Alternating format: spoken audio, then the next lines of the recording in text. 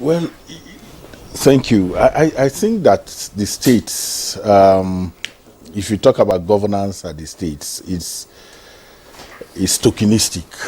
That's the best way I can describe it. Because what did you call it? Tokenism. Okay, tokenism. And what I mean by that is simply that there is somebody who doles out handouts.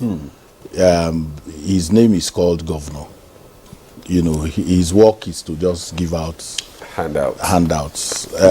He appropriates practically all the structures of governance, and in most cases personifies them. I hardly can on my finger count the number of states where the leadership recruitment process into the local government is democratic. And that is where the people learn democracy. That is this whole democracy thing, whether it is elections, voting, it starts from the grassroots. It starts from the grassroots. But what do we have in every state where they purport to even have the local government election? They don't even have the magnanimity to concede even one position. In many cases, they take 100%. I remember a state where we had gone to pitch situation room for local government election, and we were excited. We were running around, and then after the election, the chairman of the State Independent Electoral Commission just had a press conference and said, "Hey, this political party won everything. If you want the details, come to my office later." Okay.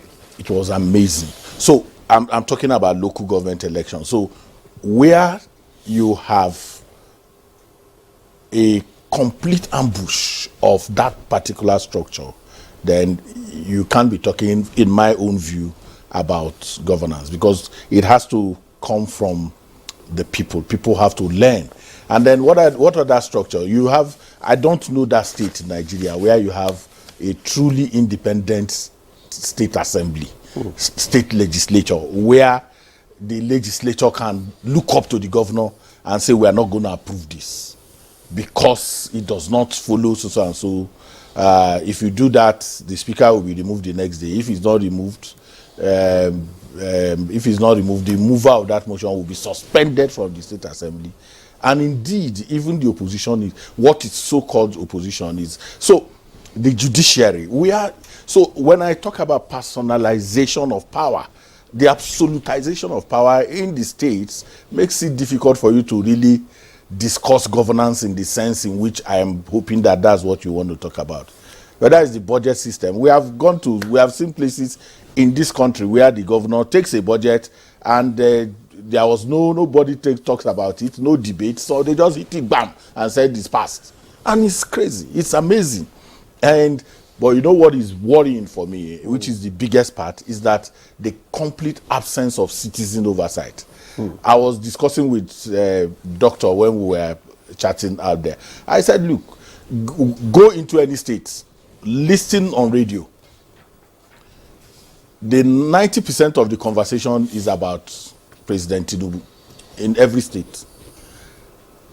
10% is devoted to where the governor of the state went to, not what has been happening in the state. So the structures, both civic structures, civic groups, civic organizations in the state are also in a state of anesthesia. So it's a huge challenge. So if it's governance we want to talk about, we want to then talk about the structures of governance, how effectively are they working, so there is a process that goes on, all of those things goes on, but whether it's the chairman of the Nigerian Labour Congress, NUJ, everybody sits around, it's almost about worship. There is deification, there is even deification of power in that sense, that you don't even see in the federal.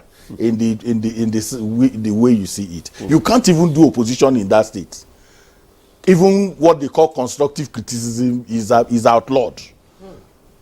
Okay.